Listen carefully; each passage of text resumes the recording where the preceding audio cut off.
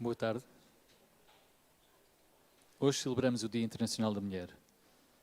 Em nome de Sua Excelência, o Secretário de Estado do Mar, José Maria Costa, damos as boas-vindas à sessão À Conversa com as Mulheres do Mar. Esta sessão é uma organização conjunta do Gabinete do Secretário de Estado do Mar e da Direção-Geral de Política do Mar. Informamos ainda que a sessão está a ser transmitida em direto no canal de Facebook da DGPM. Para a sessão de abertura, vai usar a palavra a Diretora-Geral de Política do Mar, Marisa Labanas da Silva.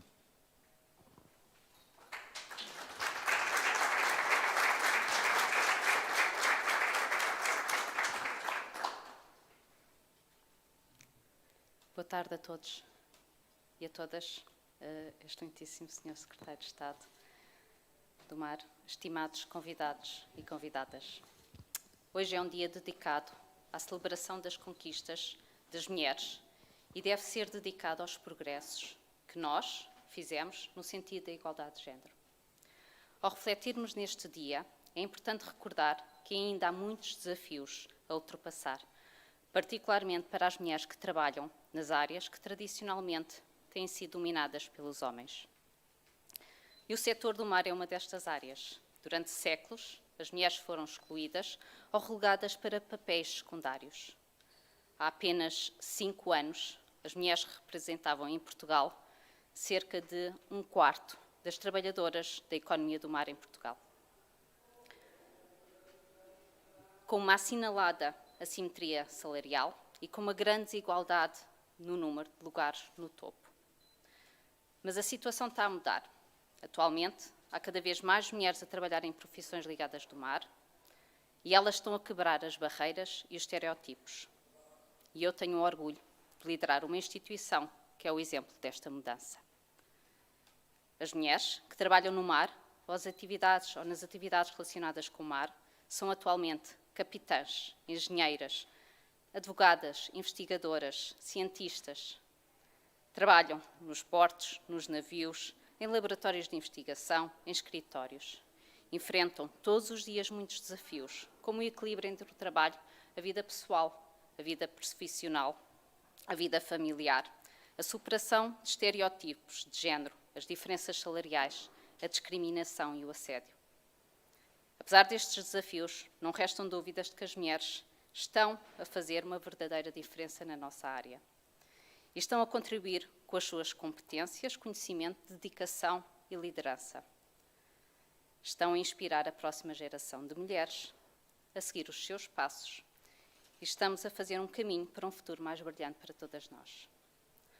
Assim, hoje, vamos celebrar as realizações das mulheres que trabalham no mar ou nas atividades relacionadas com o mar e eu, desde já, agradeço os vossos contributos para este setor e os testemunhos para promover a igualdade de oportunidades, a diversidade, a não discriminação como fatores de competitividade, inovação e desenvolvimento do setor do mar.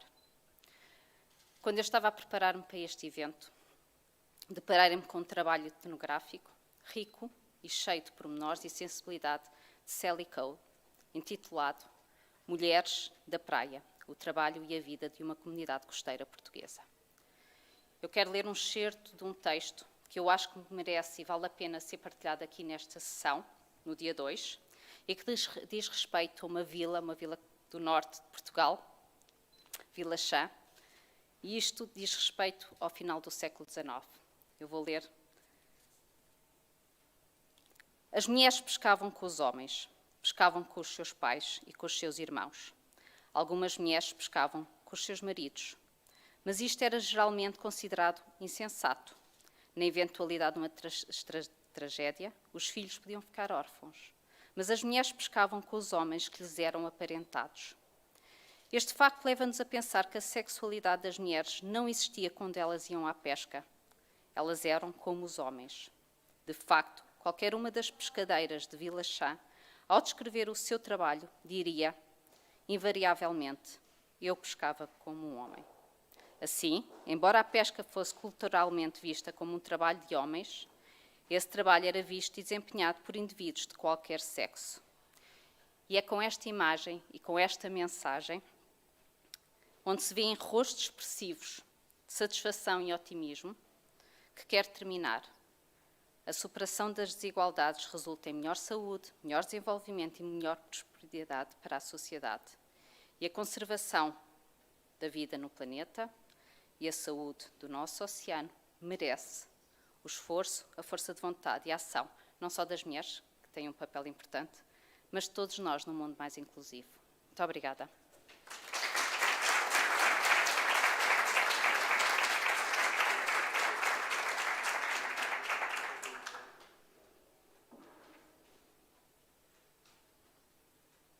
Convidamos Joana Gaspar de Freitas, investigadora do Centro de História da Universidade de Lisboa, a fazer um breve enquadramento do papel da mulher do mar, numa perspectiva sociológica e histórica.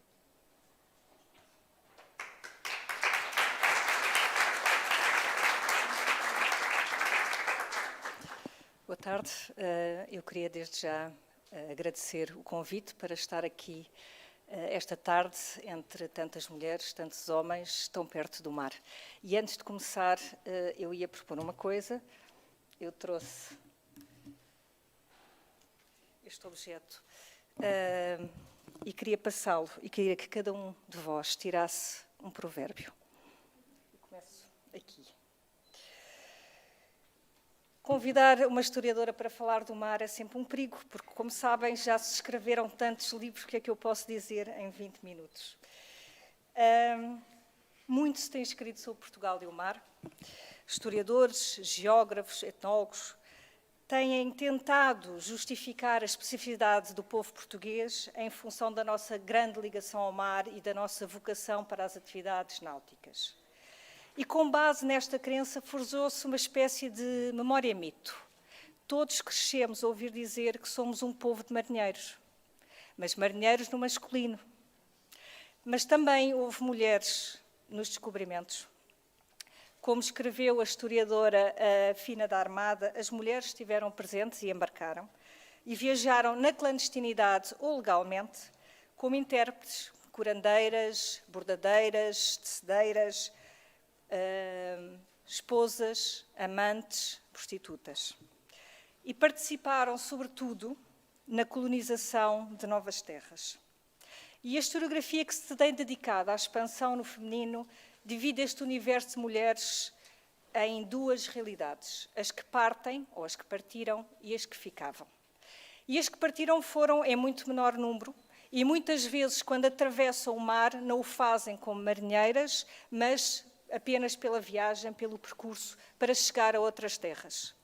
E segundo as descrições, muitas vezes enfiadas nos camarotes para que não fossem vistas pela tripulação. E depois há aquelas que ficam e que, na ausência de elementos masculinos na sua família, de pais, de maridos, de irmãos, são elas que muitas vezes assumem papéis de preponderância do ponto de vista familiar, social e económico. Mas nem sempre as suas vivências estiveram relacionadas com o mar. É porque este mar que nós tanto identificamos com a identidade portuguesa é, como diz Elsa Peralta, uma espécie de ficção. É uma narrativa que foi criada. Criada pelo Estado, por diferentes razões, criada por intelectuais, mas essencialmente criada por razões políticas e intelectuais. Porque, curiosamente, na literatura tradicional, oral, portuguesa, há muita terra e pouco mar. E o Leite de Vasconcelos diz que é curioso que num país de navegadores não haja nem muitas nem extraordinárias tradições do mar. Porque a literatura popular não se interessava muito pelas aventuras atlânticas. E quando o faz, é para falar das difíceis condições da viagem, do sofrimento dos que ficam, da mágoa da separação e daqueles que vivem na praia à espera do regresso dos que partiram. E por isso, hoje vou falar-vos um pouco desta tradição popular, que é um bocadinho diferente da literatura erudita a que estamos habituados. Se queres aprender a orar, entra no mar. O mar das mulheres não é o mar das epopeias. É o mar conhecido. É este mar que vemos aqui em frente, o mar da costa, o mar do sustento, o mar da pesca. Mas este mar, o mar do cotidiano, tem muitos perigos. E um deles era o da pirataria. Havia piratas na costa portuguesa até finais do século XVIII, princípios do século XIX. E o romanceiro fala sobre isso e conta: partiu o conde de Arcelo numa grande romaria, de onde foram descansar em uma praia muito fria. O conde estendeu a capa, condensa a sua mantilha, e lá, por essa noite dentro, galé de mouros havia. Quiseram cativar o conde, ele, como homem, não queria.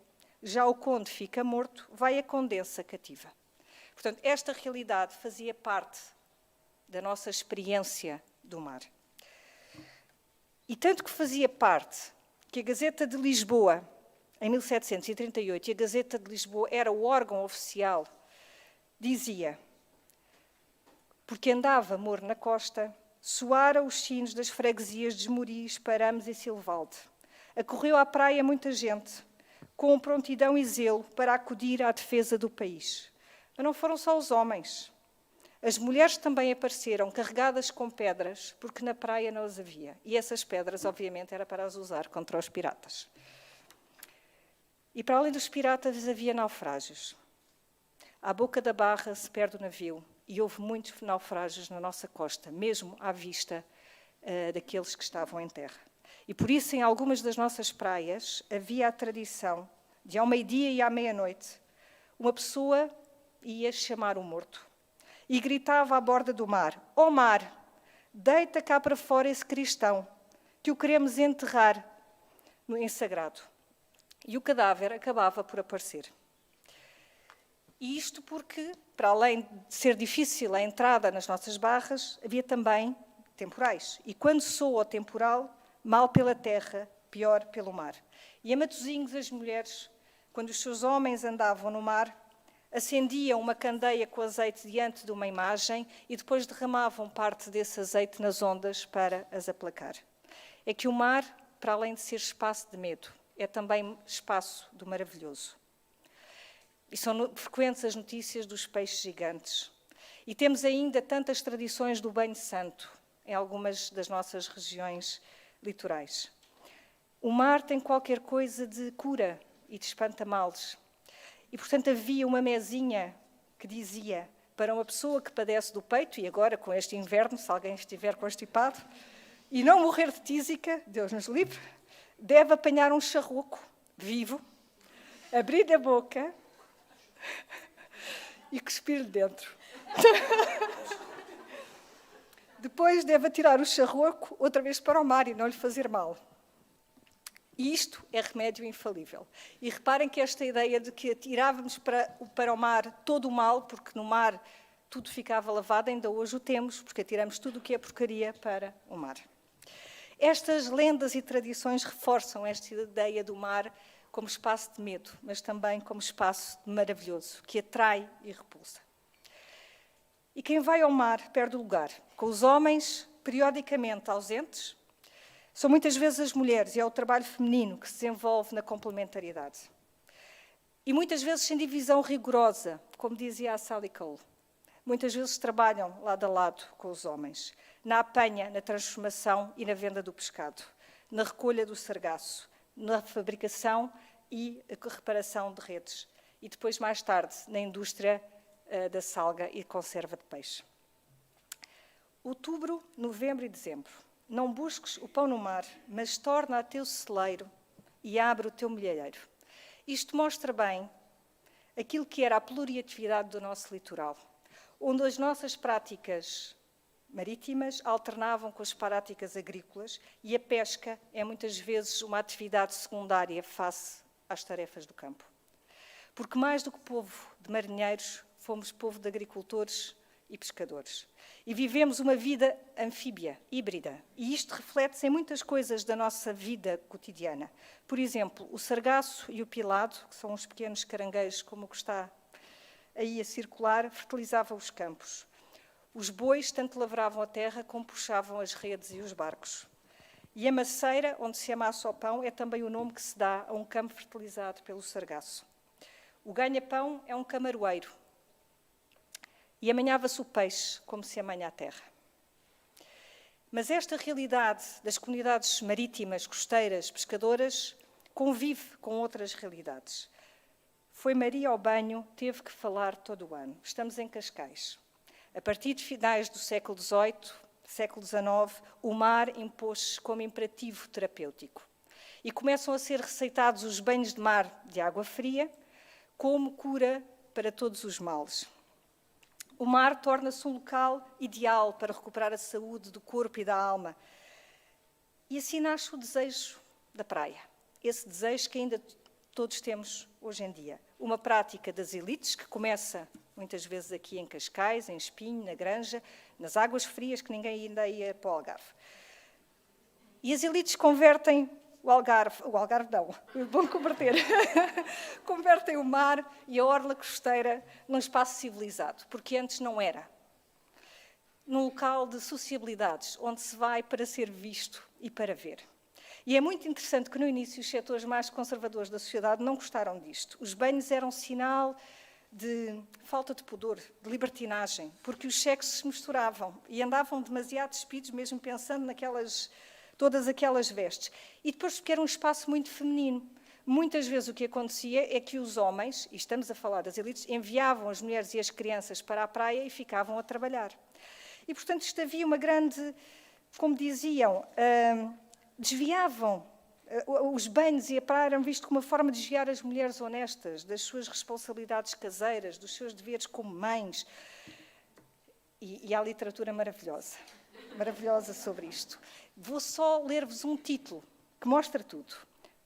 Isto é um panfleto que circulava em Lisboa em 1786. Os banhos de mar na Junqueira e sítio de Santa Apolónia, vistos da terra pelo óculo crítico de ver as coisas como são. Obra muito útil a todos os que desejarem não morrer afogados no mar inesgotável das lograções mulheris. Diz tudo. Para teres bela vista, olha ao mar e mora na terra. Na segunda metade do século XX, com a democratização do acesso ao litoral, o mar e a praia transformam-se no espaço de lazer das massas. E isto não é apenas como forma de lazer. A verdade é que no século XX, sobretudo na segunda metade do século XX, há toda uma movimentação, uma litoralização da sociedade, das populações, das cidades, das atividades urbanas, das atividades económicas. E três coisas fazem, o provérbio diz o homem, mas eu diria o homem e as mulheres medrar. A ciência, o mar e a casa real, que eu aqui diria o poder. E nesta construção, também século XIX, século XX, na construção e consolidação do Estado moderno, como hoje o conhecemos, uma das questões que foi importante é a apropriação política e administrativa do espaço. É mais fácil apropriarmos-nos da terra, o mar é mais complicado, implica conhecê-lo. E, portanto, também uma aposta do Estado e das entidades, das autoridades, em conhecer este espaço marítimo e em promover a ciência. E em promover a ciência naquilo que eram as áreas económicas mais importantes, as pescas, a navegação e o comércio. E é a partir do século XIX que nós vemos este investimento na valorização do estudo da oceanografia física, da biologia marítima, na avaliação e gestão de recursos marítimos, mas também na cartografia, na meteorologia, nas missões hidrográficas, para permitir o reconhecimento oceanográfico do mar português e do mar ultramarino. E com isto temos a criação do Instituto Hidrográfico, órgão da Marinha Portuguesa, em 1960. Na década de 70 há todo um incremento. Isto porque no quadro internacional há toda uma aposta, um novo ciclo económico, científico e tecnológico, e os oceanos ganham uma outra dimensão estratégica. E, portanto, há um investimento maior na investigação, entre as interações atmosfera-oceano, nos recursos da pesca, na exploração dos recursos minerais. Mas também começa a haver as preocupações com as questões ambientais e de equilibrar valores económicos e ecológicos. E esta parte da ciência é muito importante, porque é também aqui que as mulheres mais se têm destacado. Quando há gente para marujo, há gente para tudo. E o século XX viu, enfim, as mulheres tornarem-se marujas em pleno direito. E as mulheres do mar hoje são aquilo que quiserem ser. Pescadoras, vendedoras, dirigentes, investigadoras, professoras, surfistas, ativistas, artistas, mergulhadoras, atletas, oficiais da Marinha. Ao longo dos tempos, o modo de pensar o litoral sofreu profundas alterações. Ele começa por ser o último vestígio do dilúvio bíblico. O espaço do caos e do vazio, a morada de monstros, o último local de perdição e de morte, a passagem para novos mundos, rotas de riquezas e de produtos exóticos. Superfície onde se lançam as redes e onde se colhe o peixe, que é fartura e sustento. As águas frias e salgadas curam todos os males do corpo e da alma. É lugar de fruição e recreio, mundo que no fundo alberga tesouros, território dinâmico e instável, ecossistema frágil, zona de risco, património natural e cultural da humanidade. O mar é feito não apenas de água, mas de todas estas paisagens, de todos estes símbolos, estas camadas, que não se vão alternando, elas não passam de um tempo para o outro de uma forma linear. Estas camadas acumulam-se e misturam-se. E este novo mar no feminino, que hoje aqui celebramos, é mais uma destas camadas. E é sinal de uma sociedade mais igualitária e mais justa. Mas esta não é uma etapa final. Ela tem que continuar e tem que se estender para lá daquilo que é humano. Um dia ouvi dizer a uma senhora, a uma peixeira na praia da Figueira da Foz: façam, que um dia o mar vem buscar o que é seu. E Portugal é uma praia com um imenso mar. E há nesta nossa condição geográfica um desafio tremendo e uma oportunidade que nós não devemos perder. E que se relacionam com aquilo que o mar foi e continua a ser: medo e maravilha. O aquecimento global, a subida do nível do mar, a diminuição da capacidade de resiliência dos ecossistemas fazem aumentar os riscos costeiros, os riscos marítimos. A nossa vulnerabilidade, porque nos mudamos todos para o mar e queremos todos ter uma casa com vista para o mar. E, portanto, o desafio é aprender a viver com o litoral em mudança. Uma linha de costa dinâmica, porque onde o mar chega uma vez, chega sempre outra, ouvi eu dizer nos Açores.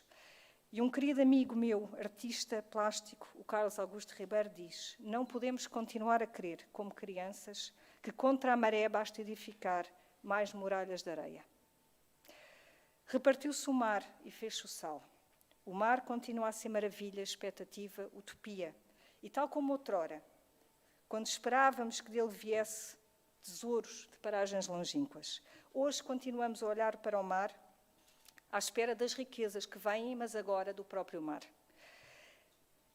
Porque o conhecemos melhor do que nunca. Graças à ciência e tecnologia, sabemos que ele encerra múltiplas oportunidades.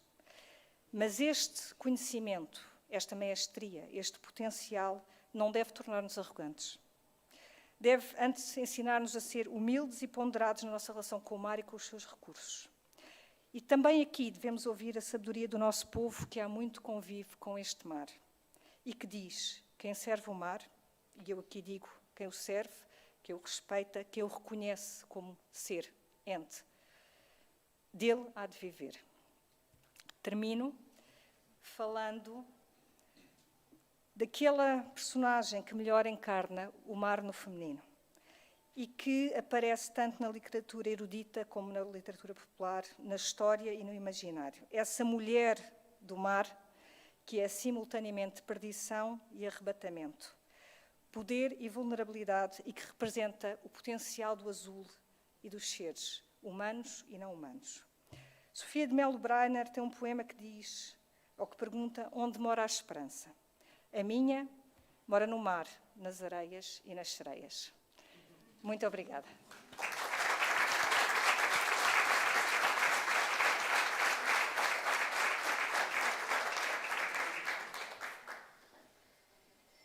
Temos agora as nossas mulheres do mar: Eugénia Barroca, Andréia Afonso, Marta Chantal Ribeiro, Catarina Grilo, Sílvia Padinha, Marta Passo e Doris Fonseca, participantes na mesa redonda. Teresa Figueira, da Central de Informação, será a moderadora desta mesa redonda e será responsável por apresentar estas mulheres do mar que à conversa nos irão revelar as suas histórias. Boa tarde. Estão a ouvir? Sim.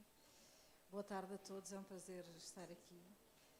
Eu sou mais daquela versão que olha para o mar como cura. Eu gosto de mergulhar nas águas frias e nas águas mais quentes. Agradeço muito o convite, é uma honra estar aqui com representantes de tantas zonas geográficas do país e de tantas atividades que fazem este mar português tão especial.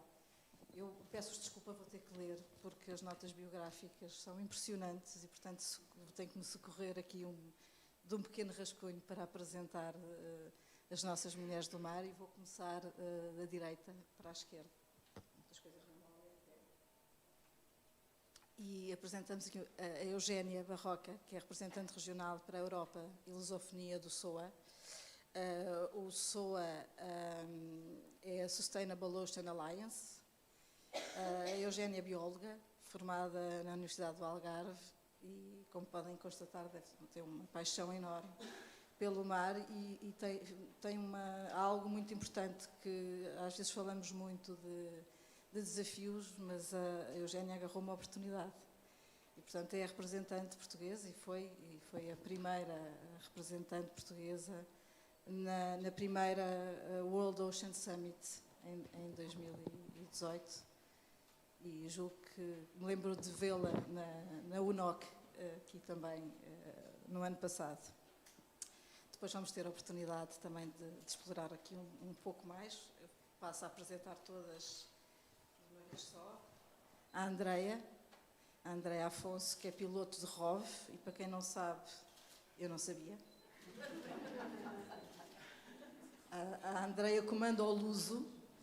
O Luso é um veículo de operação remota que pode mergulhar a mais de 6.000 metros de profundidade. E é um instrumento muito importante também para as políticas económicas e para a nossa economia azul, porque ele pretende explorar tudo a extensão da nossa plataforma. Se eu estiver a dizer alguma coisa errada, por favor, corrijam. Da plataforma continental e também com vista à sua extensão, que é um processo que está em curso. E vamos falar um pouco sobre isto e vai ter que me explicar porque é que o ROV tem uma alma feminina, porque eu estive a fazer uma preparação e descobri que o ROV tem alma feminina.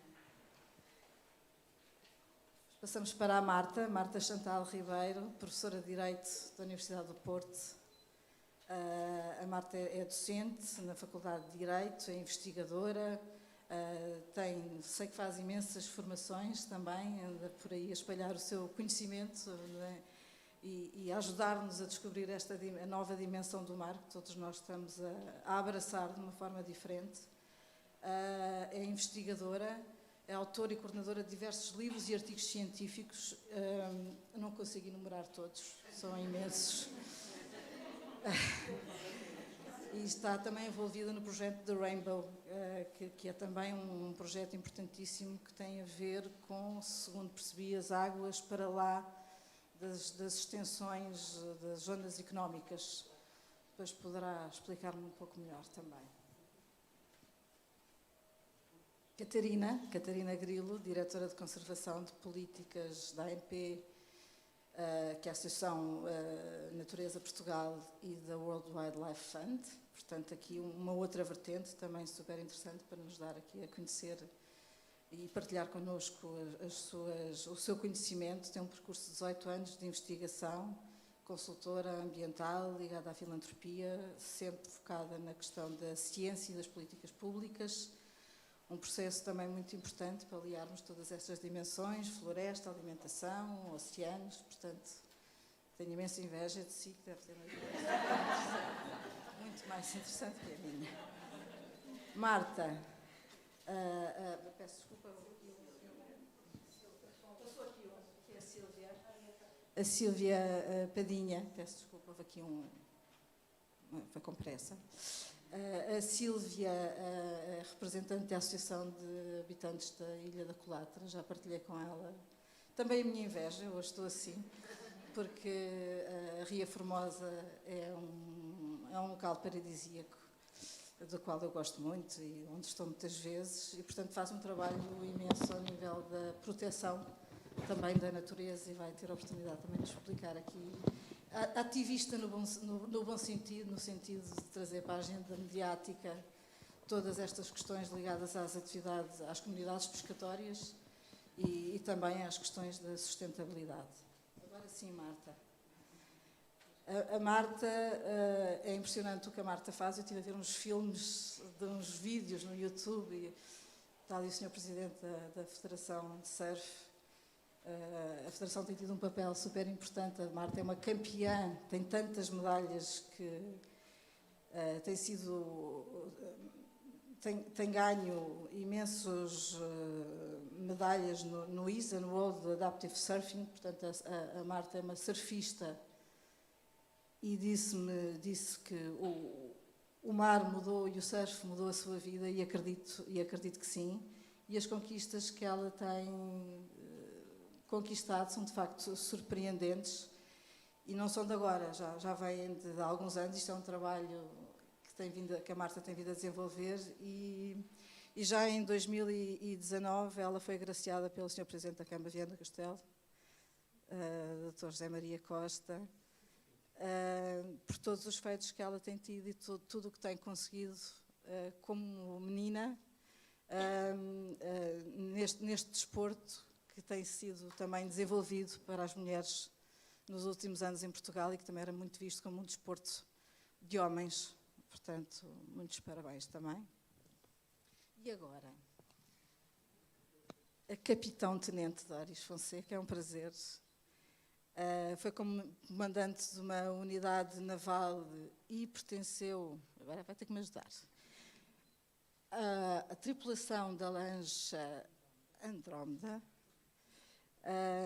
e é de facto mais um exemplo de como as mulheres, como dizia a Joana, fazem do mar e podem estar no mar como quiserem, e com esse empoderamento. E se calhar comece mesmo por si, para lhe fazer aqui para nos explicar o que é isto de ser uma mulher numa força que faz parte das forças de segurança do país, e que é uma das áreas, sem dúvida, vista como sendo uma área muito masculinizada, com todos os desafios que isso tem, mas também com a oportunidade. Eu gostava de olhar mais para as oportunidades do que propriamente para as barreiras, porque as mulheres também têm muitas capacidades, ou se calhar até mais, agora puxando um bocadinho a brasa à nossa sardinha, para olhar para essas oportunidades e fazer algo diferente. Conte-nos como chegou até aqui e o que é e como é que foi, como é que tem sido a sua experiência enquanto... Muito obrigada. Portanto, gostaria de começar por agradecer o convite. É uma honra partilhar esta mesa redonda com tão ilustres convidadas, com experiências tão diversas. Portanto, como fui apresentada, portanto, eu sou oficial da Marinha Portuguesa.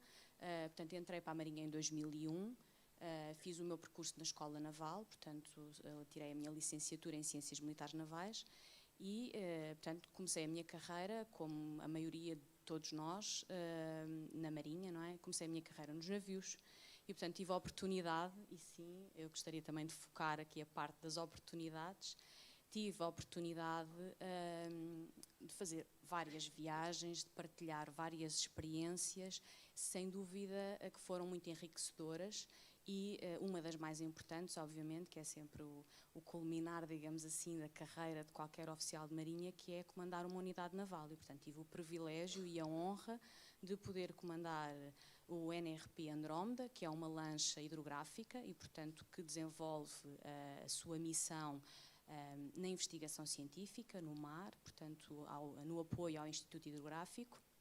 E, portanto, também embarquei pilotos de ROV, também fundeei muitos equipamentos hidrográficos e oceanográficos, porque precisamos de conhecer o mar, não é? para o podermos usar, e sem dúvida que foi uma experiência muito enriquecedora. Portanto, como comandante, há uma série de desafios, não é? Que não só de liderar uma equipa que, felizmente, no meu caso, não era só constituída por homens, também tinha mulheres, e para além de todos os outros desafios inerentes a ser comandante, não é? Responsável por um navio, por um bem que é do Estado, e, portanto, e também com este peso de trabalhar na investigação relacionada com o mar. E, portanto, foi sem dúvida uma enorme honra e uma oportunidade muito grande que a Marinha me deu, para além de muitas outras. Depois poderei continuar a partilhar. Agora, se calhar, vou só tentar ficar com este microfone. Isso, e vamos passando este. Desculpem.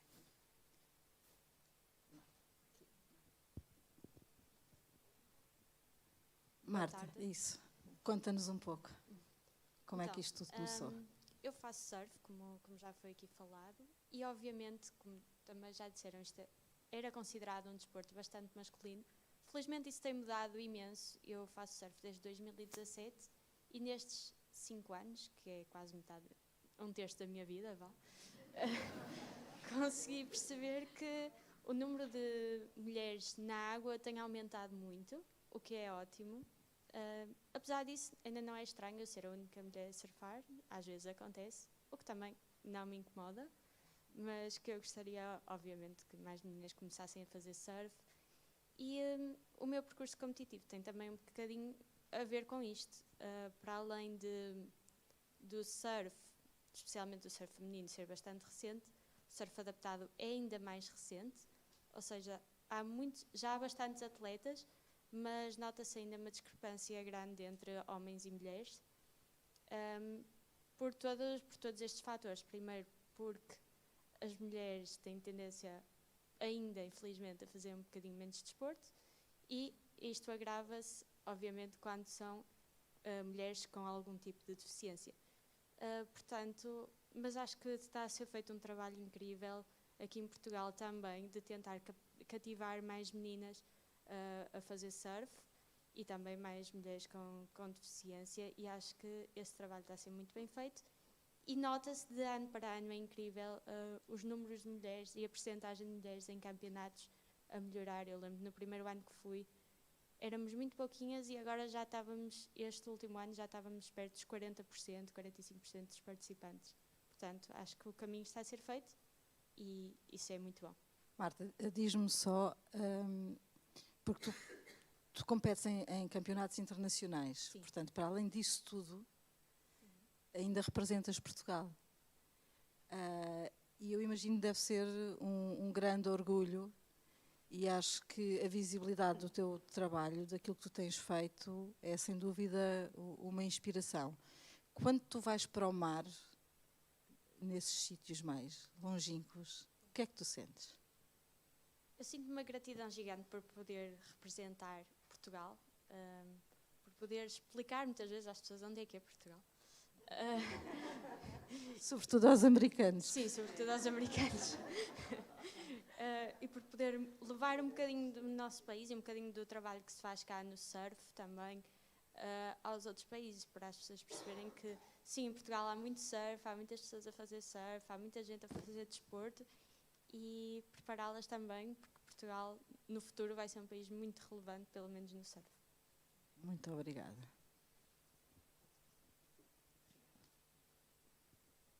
Sílvia, conte-nos um pouco do que faz por nós e por aquele paraíso, porque são muitos projetos e uma atividade muito importante. Obrigada. Muito boa tarde a todos. Em primeiro lugar, gostaria de agradecer o convite da Secretaria de Estado do Mar para estar hoje aqui entre estas ilustres oradoras. É um privilégio e uma honra poder também representar um pouquinho do Algarve, do ponto mais a sul de Portugal continental, que é onde eu vivo, onde nasci, porque nasci mesmo na ilha, portanto rodeada de água por todos os lados, e onde trabalho e desenvolvo todo o meu trabalho em prol da comunidade e em prol do ambiente. Portanto, o meu objetivo, desde 1996, que representa a comunidade pescatória, foi a defesa da identidade da comunidade, dignificando a atividade da pesca, a atividade do mar, de todas as mulheres que trabalham no mar, trabalham na ria, e dos homens também, claro. Equilibrando, quer o género, equilibrando o ambiente e o homem, porque acredito que só em equilíbrio é que conseguimos levar o barco a bom porto. Portanto, o meu trabalho tem sido nesse sentido. Posso dizer, ainda agora ouvia que de terra olhavam para o mar e eu do mar olhava para a terra. E o mar, na minha adolescência e na minha infância, condicionou-nos muito. E o mar era um obstáculo. E eu quis transformar o obstáculo num caminho. E ao longo deste tempo, todo o trabalho tem sido em prol de melhores condições de vida, da defesa da identidade, de dignificar a atividade, de fazer com que os jovens tivessem orgulho na atividade dos pais e aqueles que quisessem e querem continuar, tenham condições para continuar a trabalhar no mar. Portanto, ao longo deste percurso, foram várias as lutas que tivemos para levar para aquele pontinho de areia tudo o que já existia no continente. Foram lutas muito difíceis, E ainda hoje, conseguidas. acredito. Hoje, a mensagem que transmite é que o mar é de todos, o lixo também traz o teu e o que é de ninguém. A praia é de todos, o lixo também traz o teu e o que é de ninguém. A ilha é de todos, o planeta é de todos, o lixo também recolhe o teu e o que não é de ninguém. Portanto, responsabilidade social e ambiental a todos os seres que vivem neste planeta, e nós, seres humanos, somos os que mais podemos fazer, se assim o quisermos. Portanto, naquele bocadinho de terra eu tento transmitir essa mensagem a todos os que tiveram o privilégio, têm o privilégio de viver ali e neste momento tiveram o privilégio de ser reconhecido o direito à habitação e o direito ao trabalho naquele lugar, e então também temos deveres. E o dever é protegê-lo. Proteger o mar, proteger a ria, proteger os recursos que tanto nos dão.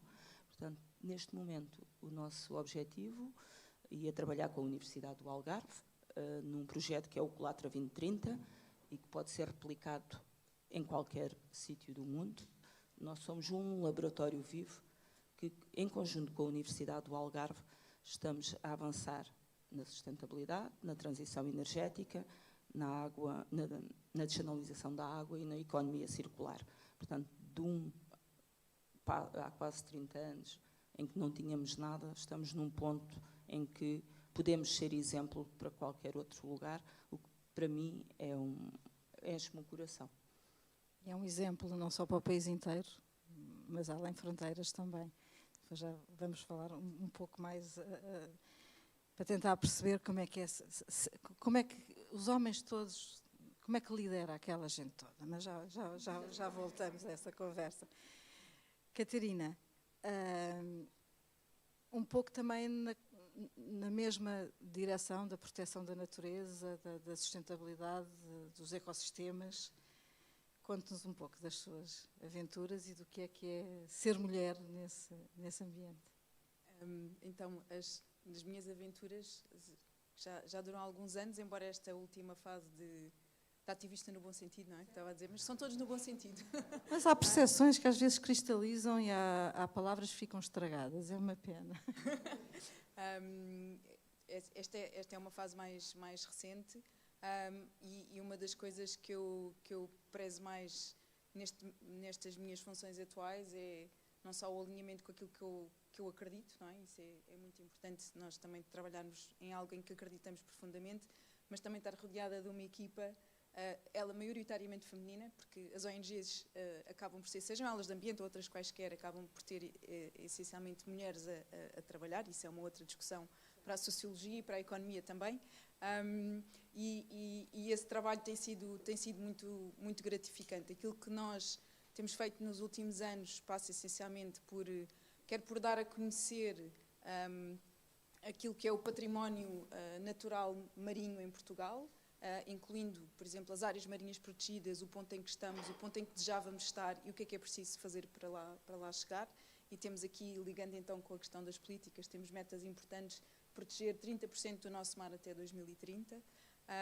Temos vindo também, e estamos agora a encetar também mais trabalho nessa área, no sentido de melhorar a proteção e a gestão da atividade da pesca, que tem impacto nos tubarões e raias. Sim, temos tubarões na nossa costa e sim, eles não são perigosos.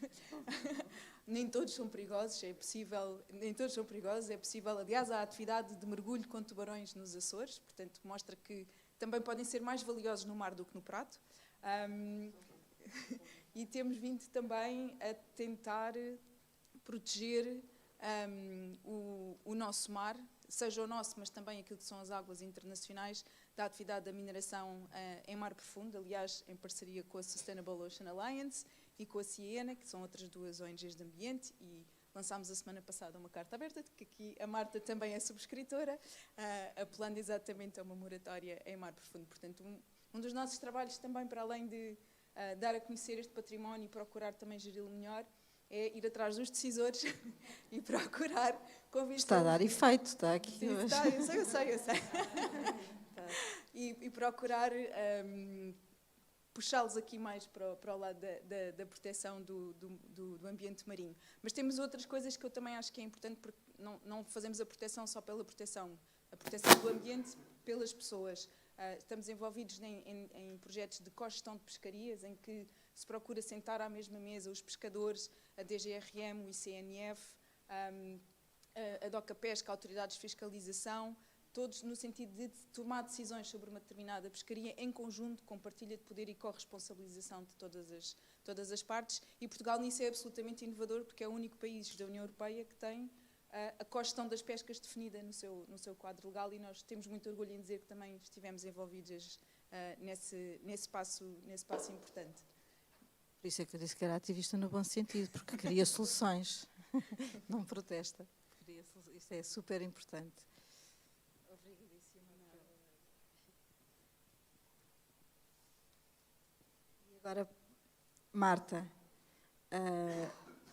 acredito que o ambiente, do ponto de vista daquilo que são as políticas e a legislação, também deverá ser muito desafiante, sobretudo nos dias de hoje, porque já estão sempre, felizmente, a ser adaptadas no bom sentido. De irmos cumprindo e de irem respondendo às novas necessidades de cumprimento destas metas. Explique-nos exatamente em que áreas funciona. O que é isto do direito marítimo? Muito obrigada. Em primeiro lugar, agradecer este convite tão honroso para estar aqui presente e partilhar esta sessão com mulheres tão distintas, mulheres do mar tão distintas. Eu vou dizer que... O direito fiscal nós conhecemos, mas o marítimo... eu cheguei ao direito do mar por um acidente, mas ao mesmo tempo ligado a um propósito que eu sempre tive, desde que me conheço como pessoa, que era de estar o mais perto possível do mar, sempre. Eu nasci no interior, nasci em Guimarães, que há quem diga que significaria via mare, e realmente o meu caminho foi sempre dar ao mar.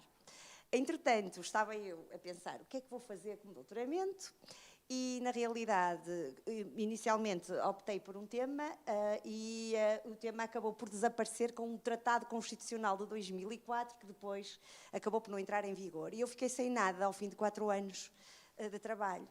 E pensei, o que é que eu vou fazer da minha vida? Ou abandono a academia, porque fui sempre professora universitária, ou vou ter que fazer uma coisa que gosto mesmo muito. E o que eu gostava mesmo muito, eu nunca tive muito... Eu sou uma bodyboarder falhada. Em 1985 eu tentei fazer bodyboard.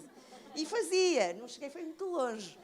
Portanto, como o bodyboard para mim não era uma opção, o surf muito menos, eu pensei, tenho que arranjar aqui algo que associe o direito ao mar. E, de preferência, na área do ambiente. Eu quero acreditar que a pirâmide do sucesso é feita também por uma energia boa que se comunica quando nós queremos muito alguma coisa. E isso aconteceu-me de facto. Conheci vários homens que foram fundamentais na minha carreira. Um biólogo, o professor João Coimbra, que me disse, Marta, a Marta anda aqui um bocadinho perdida, e se fosse aos Açores, vê o que é que se passa por lá. E ele, enfim, direcionou-me para as pessoas certas, nos Açores, e então eu descobri que nos Açores havia os campos hidrotermais de profundidade, a 2.000 e tal, 3.000, 4.000 metros, onde havia uma comunidade de vida completamente desprotegida, mas extraordinariamente importante do ponto de vista científico, económico, genético, etc. E eu disse, é aqui. Eu vou arranjar forma de fazer uma tese de doutoramento aqui. Não havia nada feito em Portugal, nada feito no estrangeiro, portanto foi muita pedra que eu parti, mas parti com gosto, porque para todos os efeitos era como se estivesse a trabalhar dentro do mar.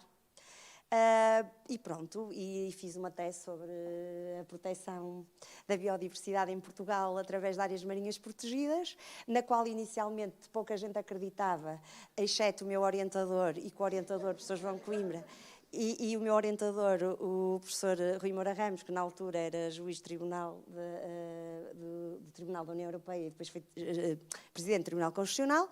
Tive estes dois homens que acreditaram em mim.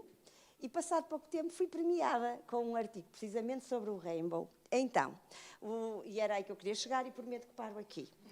Mas depois porque também entregar um microfone a uma jurista, isto é perigoso, não é só uma historiadora. Na realidade, Portugal foi o primeiro país do mundo a criar um regime de proteção para um ecossistema que ficava situado numa zona da plataforma continental, além das 200 milhas náuticas. Vamos lá ver. Foi isso que eu li e não percebi bem. O direito do mar é complexo. O direito do mar, enfim, entre outras coisas, determina os espaços marítimos no qual os Estados exercem poderes soberanos, os espaços além desta jurisdição, e neste momento, mais tarde, poderei falar de um tratado que foi recentemente, enfim, ainda não foi adotado, mas o texto foi finalizado, que era para a proteção do alto mar. E, na verdade, na gestão desses espaços, os Estados costeiros têm também deveres de proteção ambiental.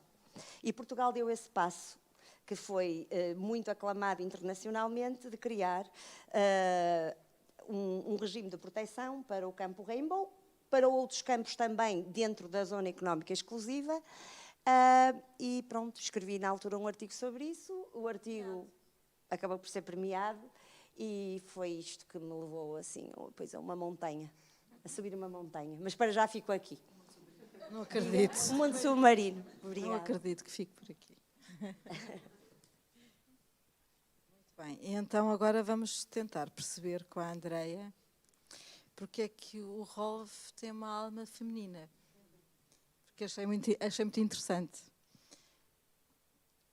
Então, boa tarde, obrigada pelo convite.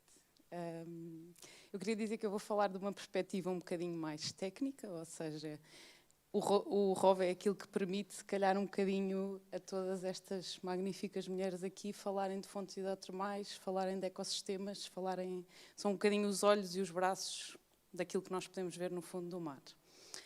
Porquê é que eu acho que ele tem uma alma feminina? Porque, efetivamente, como... Eu já não me lembro do seu nome e peço desculpa, como a Joana disse, tanto transmite força como vulnerabilidade, porque ele também precisa da sua manutenção. É um robô que, quando é sujeito a 6.000 metros de pressão, vocês podem imaginar que, tendo eletrónica a 6.000 metros de profundidade, não é uma coisa fácil de gerir. Portanto, tem toda uma componente vulnerável que tem que ser tida em conta, tem que ser mantido, e por isso é que eu acho que ele tem uma alma feminina. E sobre o que já percebi, tem as forças todas e as fraquezas que as mulheres têm. E como é que chegou, como é que descobriu este caminho? Eu costumo dizer que eu estava no sítio certo à hora certa. Eu, quando cheguei à estrutura de missão para a extensão da plataforma continental, eu nem sequer sabia o que era um ROV. Portanto, para mim, eu sabia o que é que eu não gostaria de fazer. Eu tirei o curso de Oceanografia Física e eu sabia que não gostava de ficar atrás de uma secretária, não desprestigiando as pessoas que o fazem, a fazer programação ou a parte de meteorologia ou de oceanografia, na qual fazem as previsões e que nós necessitamos, mas era uma coisa que não me aliciava. Eu sempre fui muito mais aliciada para a parte técnica, para a parte operacional. E então houve uma vez que tive a oportunidade na faculdade de fazer uma visita, não ao Andrómeda, mas ao Auriga, e no qual fizemos uma saída de mar aqui na Guia. E eu aí percebi que, efetivamente, o trabalho com equipamentos oceanográficos e com esta parte mais técnica que ajuda a parte científica a compreender ou a tirar algumas conclusões era aquilo que me aliciava. E o facto de ter tido um background de oceanografia também me ajudaria a conseguir ter uma sensibilidade diferente, não só a lidar com a eletrónica, com a mecânica ou com a hidráulica. E então eu cheguei à MEPC em 2008. A MEPC, através do Governo de Portugal, tinha adquirido um ROV E eu fiquei a perceber o que era um ROV, um Remotely Operated Vehicle, é essa a sigla, que vai até 6.000 metros de profundidade, e eu fui integrada na equipa. Primeiro como suplente, ou seja, do género, se alguém não pudesse ir, então eu iria. Inicialmente éramos uma equipa de 15, 16 pessoas, porque se acreditava que a multidisciplinariedade a bordo era aquilo que traria uma eficiência fantástica a todos os dias que estivéssemos a bordo, que não se perderia dinheiro e que tínhamos de ter o ROV sempre operacional e a tirar todo o tipo de informação que era possível. Só que depois rapidamente se percebeu que é necessário uma equipa que esteja muito mais concentrada e que, pelo menos nos 3 primeiros anos, absorvesse todo este tipo de disciplinas, como a mecânica, a eletrónica e a hidráulica.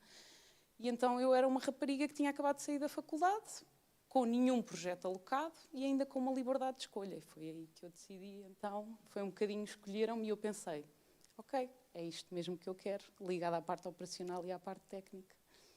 Fantástico. Obrigada pela partilha. Obrigada. Eugénia, mais uma representante e também muito empenhada, pelo que sei, em trazer outros e em estimular também os mais jovens para estas causas. Como é que surgiu, não sei se foi um impulso, se foi uma vontade perseguida, de se candidatar àqueles 15 representantes que na altura poderiam estar na primeira World Summit? Desde já, muito obrigada pelo convite e por estar aqui. E é engraçada essa pergunta, porque foi através desse concurso que eu conheci a Sustainable Ocean Alliance e que eu própria, ou seja, ao ter sido selecionada, ou seja, isso, a vontade, o impulso já tinha surgido antes, ou seja, já desde a infância que eu dizia que queria ajudar o mar e os peixinhos, isto com 3 anos, ou seja, porque também cresci com muito mar e na infância e tudo, e acho que acabei por considerá-lo um membro da minha família, que quando já fiz isto mais velha, fiz esta análise. Pronto, na altura não percebi isso, mas mais velha fiz essa análise e acho que ele ficou como um membro da família de alguma forma, por isso é que tinha esse sentimento. E então acabei o curso, eu quando fui para estudar Biologia Marinha achava que queria seguir investigação, como temos aqui várias investigadoras connosco, mas durante o curso percebi que havia muitas, porque a ciência eu acho fundamental, mas havia já muito conhecimento descoberto que estava ali preso na academia, e então aí surgiu uma vontade de me dedicar mais à comunicação científica para tentar que estas descobertas saíssem também do mundo académico e chegassem à sociedade civil, às empresas, aos governos, a todos os setores da nossa sociedade para realmente serem aplicados. E eu soube dessa oportunidade através de outro grupo internacional que eu já fazia parte, enquanto estava a estar na universidade. Uma rapariga desse grupo, que era a Melati, do Bali, partilhou, eu candidatei-me, e foi assim que eu entrei na Sustainable Ocean Alliance, da comunidade global, como uma jovem líder do oceano. Ou seja, a SOA, para quem não conhece, é a maior comunidade global de jovens líderes do oceano. Estamos agora em mais de 180 países do mundo e temos mais de 7.000 membros. Além destes jovens líderes, que entre os 18 e os 35 anos, também há uma grande comunidade de mentores, que são especialistas, que partilham o seu conhecimento também com estes jovens. E no fundo, e a própria organização foi fundada por uma jovem, ela tinha 19 anos e estava na universidade quando fundou, Daniela Fernandes, ela é da minha idade, agora já não tem 19 anos, eu também não, mas pronto, parece, tirando as brancas, mas e a intenção da criação da organização, e por isso é que eu me identifico muito, é que toda a geração jovem, no fundo, está a herdar este planeta em declínio e um oceano em declínio. E então a missão é exatamente restaurarmos a saúde do oceano no nosso tempo de vida, ao contrário do que aconteceu até agora, mas não é só no nosso tempo de vida, porque não temos toda a nossa vida para fazer, é o mais rápido possível. E isso só se consegue através de um diálogo intergeracional com todas as gerações, porque nós não temos um conhecimento que outras gerações têm, técnico e prático, e pretende-se até exatamente dar um lugar na mesa, não é só dar voz, mas também dar um lugar na mesa decisiva destes processos decisivos que estão a ser feitos agora aos jovens, porque no fundo o que se está a decidir agora vai impactar toda a vida destes jovens, não é? E é no fundo isso que estamos a tentar fazer, ou também dar-lhes recursos para eles conseguirem aplicar soluções que estejam alinhadas com o Objetivo de Desenvolvimento Sustentável número 14 das Nações Unidas, e soluções nas suas comunidades locais para tentar realmente acelerar esta regeneração. E assim, alinhado com o que a Catarina mencionou também da mineração do mar profundo, queria só partilhar convosco que na segunda-feira estive em Bruxelas, à frente do Parlamento Europeu, com mais mulheres jovens ativistas do oceano, de França, da Bélgica, de Itália, em que todos juntos fizemos uma dinâmica à porta do Parlamento, em que juntaram-se mais de 200 pessoas, no fundo a pedir esta moratória à mineração no mar profundo, que é algo que consideramos realmente urgente. Temos menos de 5 meses para que os países possam tomar uma posição em relação a este tema, porque senão na International Seabed Authority, a Autoridade Internacional dos Fundos Marinhos, vai haver reuniões este mês e vão haver reuniões até junho, e então o período de tempo de ação e dos países tomarem uma posição é cada vez mais curto, e temos países europeus que já estão na liderança dessa posição, como França, que está mesmo a pedir até a proibição dessa atividade. Espanha e Alemanha são dos 3 europeus que já assumiram a sua posição. Então nós temos também procurado, por exemplo, eu pessoalmente tenho procurado criar este diálogo, como também as outras ONGs, para que, se Portugal também compreender melhor qual é a posição do nosso país, que achamos que é importante, como já foi pioneiro em tantas coisas de proteção até agora, que também agora se junte aos países que estão a ser líderes nesta ação de proteção. Pronto, isto é uma das coisas, mas temos jovens em todo o mundo que estão a dar a sua voz a esta causa, e não só a outras, como algo que acredito que a Marta vai falar mais à frente, mas a grande vitória que tivemos para o oceano este fim de semana, não é? Do Tratado de BNG, das Águas. Eu tenho um grande colega meu que é o representante da Hispanoamérica, dos países de língua espanhola, que esteve nessas negociações em Nova Iorque, ou seja, isso a mim dá-me esperança, ou seja, demoraram 15 anos, tudo bem, um bocado de tempo, mas eu percebo que é complexo por conseguir-se estas coisas, mas acho que dá esperança que, se nós nos focarmos, conseguimos agora reverter alguns erros do passado e invertermos a nossa ação humana, em vez de ser destrutiva, ser de restauração e regeneração. Já voltamos a esse tema, porque um dos tópicos que é importante ficar desta conversa hoje também é perceber qual é a visão de cada uma de vocês, é um pouco aí que vamos entrar agora. Qual é o futuro do nosso mar? Que futuro terá o nosso mar? E o que é que nos compete a nós? Eu sei que dava para 3 dias de conversa. E o que é que nós todos podemos fazer quanto a atores, não só os atores políticos, mas o que é que nós, como sociedade civil, podemos e devemos participar nisso? E, portanto, eu vou começar por aí e vou passar aqui a perguntar à Dori, para além desta questão de que futuro terá o nosso mar, o que é necessário continuar a melhorar, porque já muito foi feito, e isso tem sido dito hoje, para trazer mais mulheres para a sua atividade, para termos mais Doris? Bem, já há algumas. Já, felizmente, já há algumas, cada vez mais. Portanto, eu penso que aquilo que é necessário fazer é, obviamente, como em todas as áreas, nós temos que partilhar, né, e este evento é um exemplo disso, nós temos que partilhar as nossas experiências, que são, penso que, eu falo por mim, mas acho que posso falar por muitas mulheres, que essas experiências ligadas ao mar são muito positivas, e eu sempre que penso nas minhas experiências como oficial de marinha, nem todas foram muito boas, mas há sempre uma tendência, com o passar do tempo, para reter as que são positivas, e, portanto, acho que é essencial haver esta partilha, porque, de facto, o mar é um espaço que nos permite desenvolver um conjunto enorme de atividades. No caso da Marinha, obviamente, nós temos várias áreas de atuação, portanto, temos o Instituto Hidrográfico, portanto, quem gosta da área de investigação científica, já tendo a formação ou entrando para a Marinha, poderá enverdar por uma dessas áreas, e temos muitas outras, portanto, na proteção do oceano, no combate ao narcotráfico. Portanto, a Marinha atua em todas estas áreas e muitas outras, na proteção da vida humana no mar. Portanto, nós fazemos um trabalho diário de proteção da vida humana no mar, não é? Com navios presentes 24 horas por dia, 365 dias por ano. Desculpe só interromper, acha que falta isso de explicar na prática de uma forma tangível em que é que se traduz, o que é que se pode fazer? Sim, mostrar mais... Talvez seja um pouco isso, porque às vezes aquilo que eu falo com muitas pessoas que não conhecem a atividade da Marinha, aquela ideia pré-concebida de que a Marinha serve para passear imenso, não é?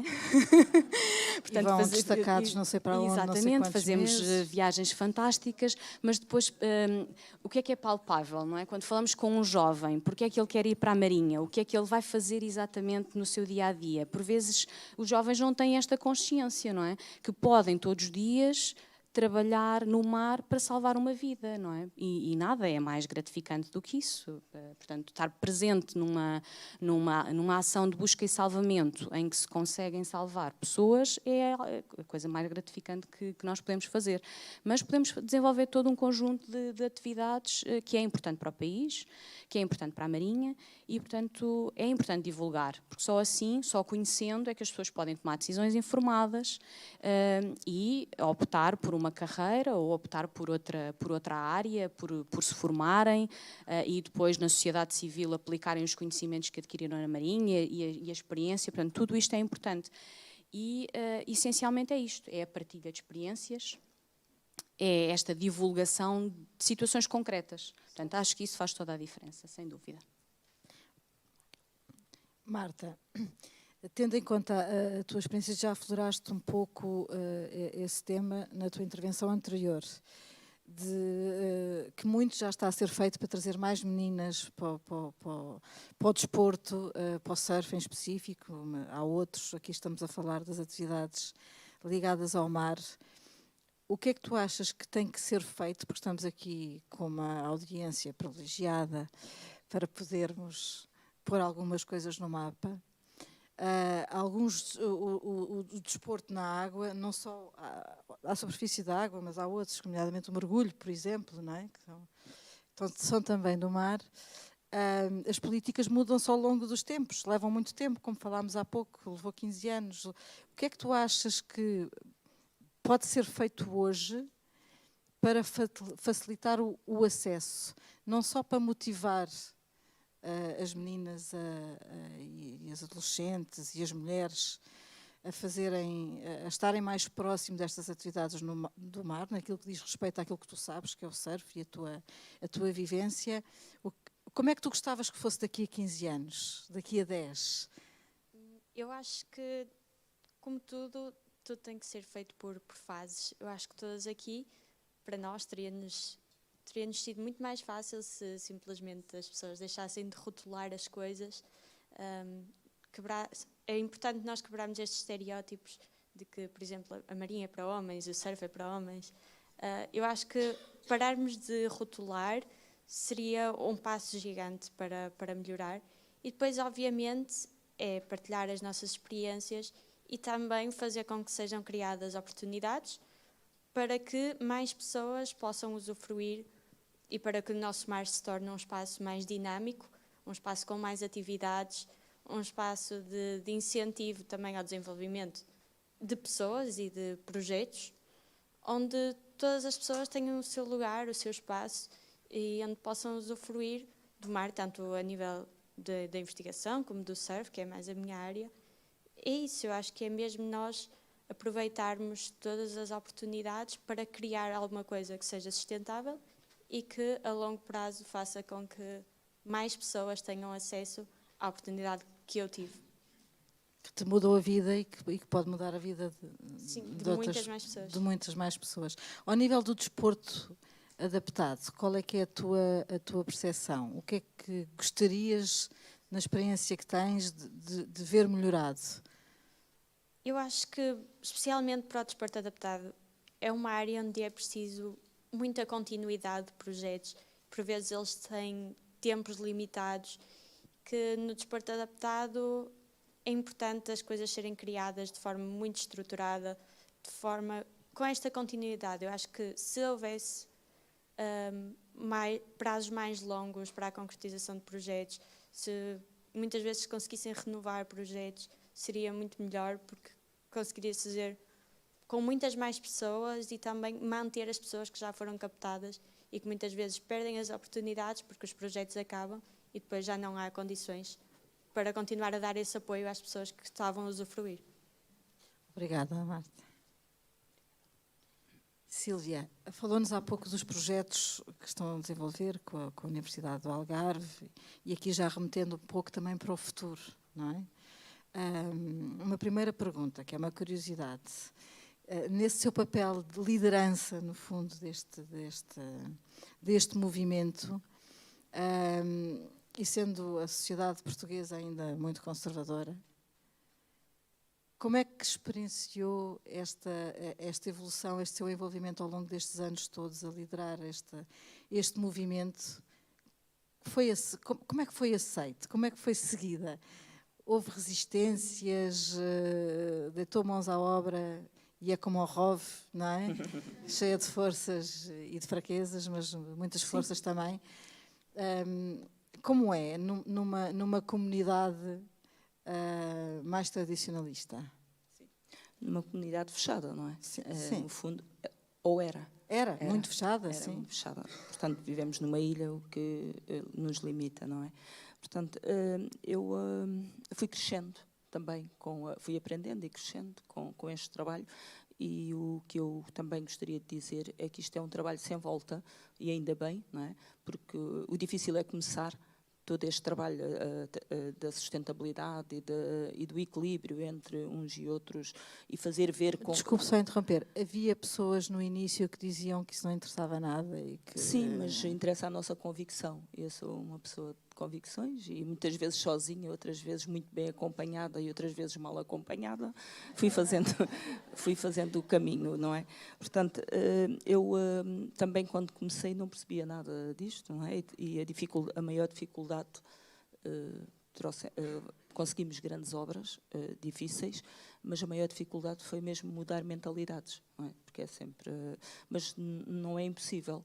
E através do exemplo e da persistência vamos conseguindo. E então, neste momento, posso dizer que tenho uma equipa de homens e de mulheres que trabalham comigo há muitos anos, de forma voluntária. São pescadores, mariscadores, são domésticas, todas as áreas.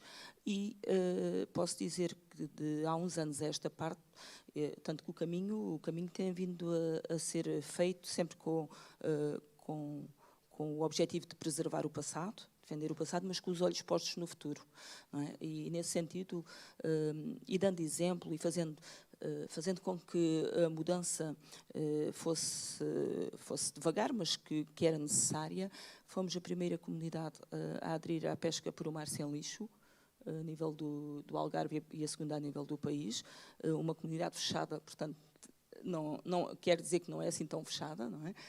Fomos a primeira a falar em pradarias marinhas e adotar uma pradaria marinha, e já foi há alguns anos. Neste momento acabamos de inaugurar o Santuário dos Cavalos Marinhos. Tudo isto, o que é que eu quero dizer? Em processos participativos, em que as pessoas, os pescadores, puderam participar. E quando o conhecimento é muito importante. E quando se dá esse conhecimento, também se permite a mudança. E é nesse sentido que temos vindo a fazer o nosso trabalho, sempre dando como exemplo aquilo, se eu mudar, o outro também tem a oportunidade de mudar. Basta um mudar, tudo o resto também tem essa oportunidade de mudar, e é esse o nosso caminho, tem sido esse o nosso caminho. Catarina, obrigada. O que é que se pode mudar? O que é que tem que se mudar e como é que vê o futuro? O futuro do mar. O que é que é preciso? Tem tempo. Eu sei que leva uma semana no mínimo, mas assim, um pitch de elevador. O que é mesmo essencial que ainda não está feito? Ou que ainda não está em processo? É uma pergunta tão aberta, eu vou tentar cingir-me aqui a algumas ideias essenciais. Entrando mais na parte das políticas do mar, cumprir as metas com que Portugal se comprometeu, já referi uma, dos 30% até 2030. Há uma nova também a surgir na lei do restauro ecológico da União Europeia, que é restaurar 20% também dos ecossistemas marinhos até 2030. Especificamente na área do mar, e pegando aqui nas questões de género, eu diria que quer na área da biologia marinha, quer nas ONGs de ambiente, não temos propriamente um problema de subrepresentação feminina. temos um problema de subrepresentação a nível dos cargos dirigentes.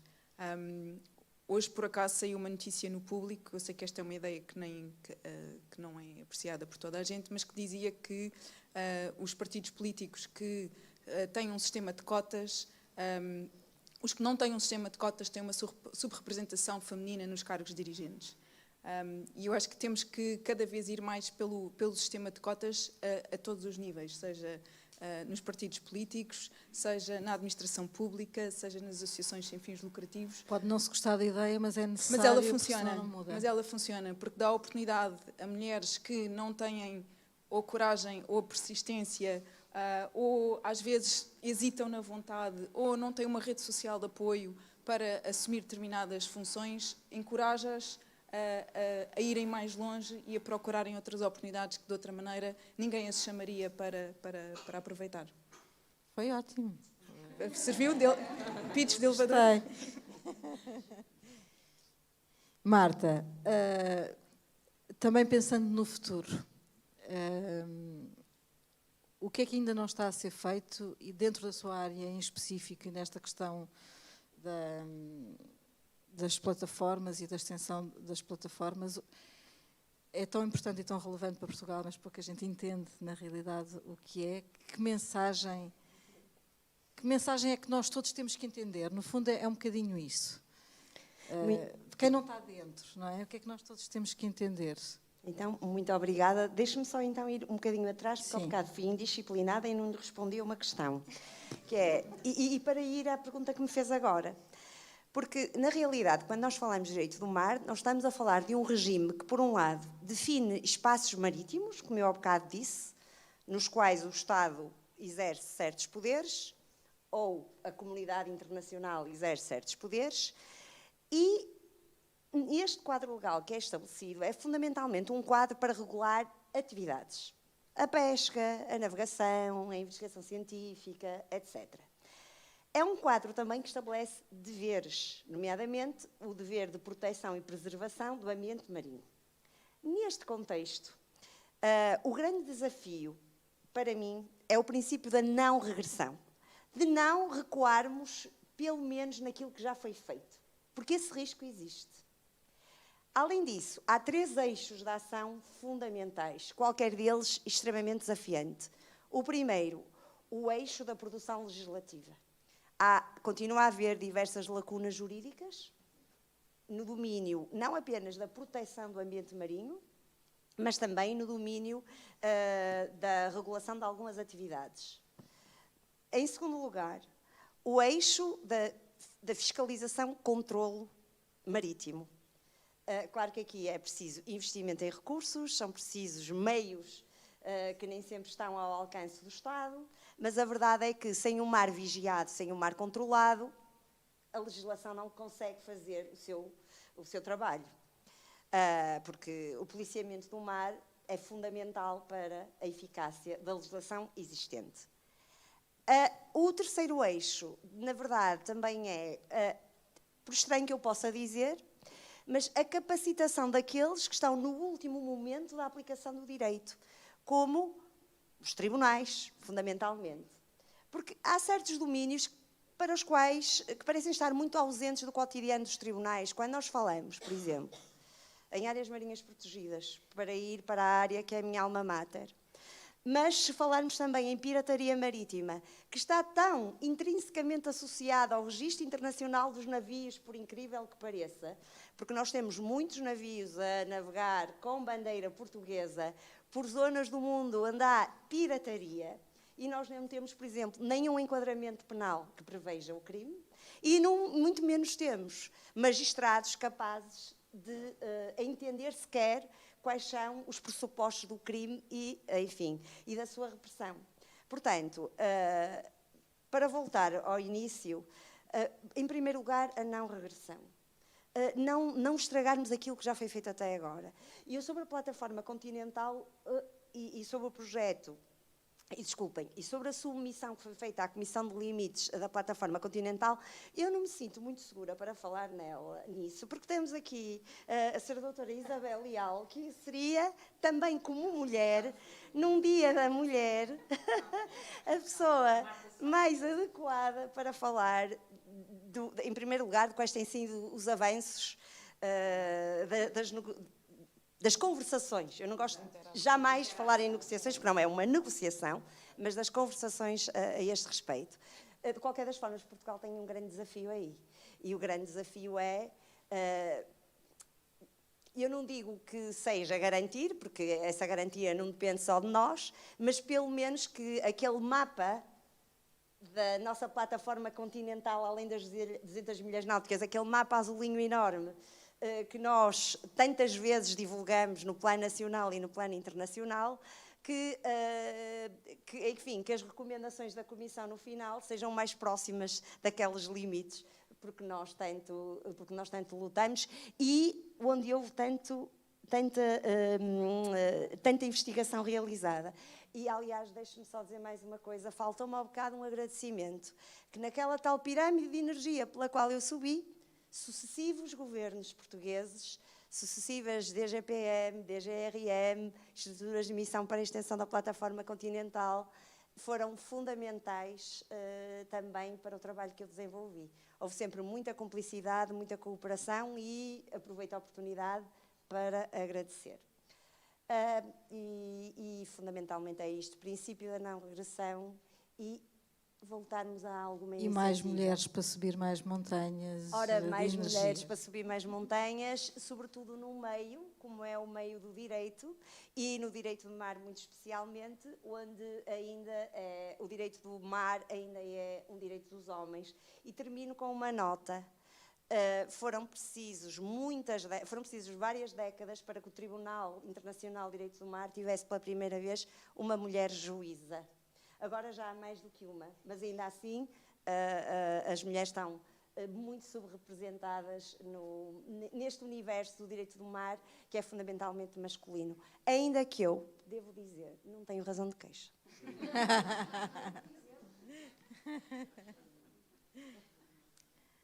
Andréia, já sei que, não, aliás, nenhuma das nossas mulheres aqui presentes hoje se viria a ter uma vida que não fosse no mar, pelo que pode haver outras dimensões também, não tem que ser o mar em absoluto, mas no seu caso em específico, que mensagem é que gostaria de deixar para que mais mulheres com cotas ou sem cotas possam abraçar e se calhar passar aquela barreira do que falávamos aqui há pouco, do entender que saídas profissionais é que pode haver, o que é que podemos fazer. Que mensagem, vocês são todas muito inspiradoras, que mensagem é que gostariam de passar para quem não está aqui e que nos vai ouvir e para quem aqui está também, para o futuro e para o desenvolvimento desta comunidade de mulheres do mar? Eu primeiro gostava de agradecer a todas as mulheres que se cruzaram no meu percurso, porque eu acho que são elas que também me ensinaram muitas das coisas que eu hoje aqui aprendi ou posso estar a divulgar e que defendo, e tenho a grande vantagem de ter trabalhado com a comunidade científica, não só com uma equipa de pilotos de ROV, isso seria muito redutor, mas trabalho com várias áreas na parte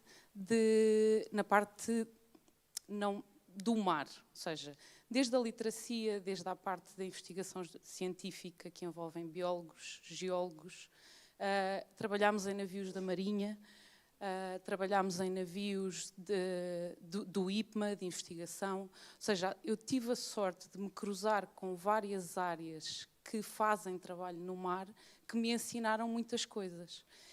E talvez por isso eu tenha conseguido também ver essa evolução ao longo do tempo. Eu comecei por embarcar no navio Gago Coutinho, que é um navio da Marinha, e nesses primeiros embarques eu tive o contraste primeiro da vida militar, e de eu ser uma civil a bordo, e de eu ser uma piloto de ROV, ou seja, que era uma coisa que, quando eu contei à minha família, ninguém sabia o que era, não é? mas também não tiveram, mas também não me disseram não faças. E eu acho que esse é o primeiro grande passo, é a nossa mentalidade não nos castrar à partida. Nós dizemos, eu não vou por ali porque, ou eu quero fazer, é manter uma mentalidade aberta para aquilo que o futuro me pode reservar. E eu tive essa sorte. Tive a sorte de, nos navios da Marinha, ver essa progressão, que eu achei espetacular. No início, as guarnições eram compostas quase só por homens, e nós éramos os civis, com equipas de investigação, que estávamos a entrar numa cooperação no navio militar.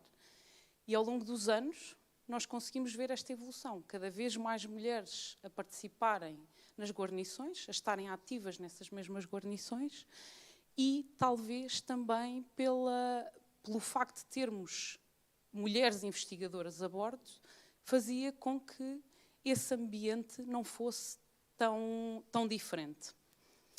E depois tive a sorte de me cruzar com a equipa da estrutura de missão da extensão da plataforma continental e com a equipa de pilotos de ROV, que hoje em dia são meus amigos, além de pilotos de ROV são meus amigos, porque quer queiramos, quer não, eu passo muito tempo no mar com eles, portanto eles acabam por ser a minha família quando eu estou a bordo.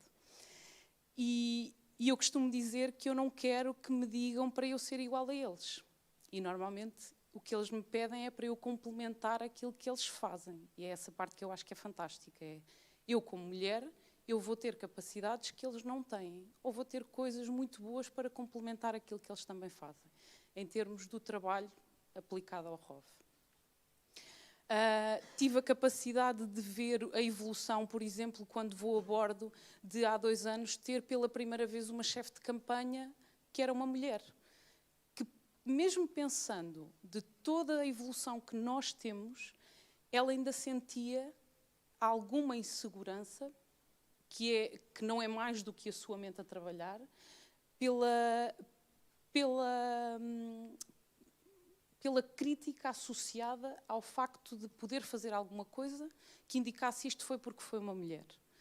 E então ela tinha ainda mais patenteado ali e tinha sempre na cabeça a trabalhar, eu tenho que fazer um trabalho impecável, porque senão vão-me criticar e vai haver uma dupla crítica porque eu seria uma mulher. Ou seja, mais do que os outros, é a nossa própria mente que tem este poder de expor um bocadinho mais para baixo e que não deveria ser. E com isto, eu quero dizer que também a componente da literacia do oceano, que é o poder explicar o que é que eu faço e como piloto de ROV, explicar a escolas, explicar a raparigas mais novas o que é que eu faço e que existem novas profissões do mar, que não conhecem, que nem sequer sabiam que haviam mulheres, se calhar, na robótica, que haviam mulheres que têm profissões mais ligadas, por exemplo, à mecânica ou à eletrónica, e, na realidade, ficam a perceber que há horizontes maiores, que não precisam dizer já, eu quero ir para bióloga, porque a minha mãe conhece o que é ser bióloga. E então, afinal, eu posso dizer, olha, se calhar, eu até gosto muito da área da programação e por que não ir fazer um mestrado ou tirar uma licenciatura aplicada ao mar, mas no qual eu sei que vou gostar mais, vou fazer a programação, vou ser operacional, qualquer coisa, mas que não seja logo cortada à partida. Eu acho que esta componente tem um impacto muito grande. É muito falado, este tipo de eventos tem um impacto grande, mas as raparigas que ouvem hoje em dia conseguirem perceber o que é que se faz, na realidade, a concretização, mas perceberem que essas profissões existem. Que nós chegamos aqui e não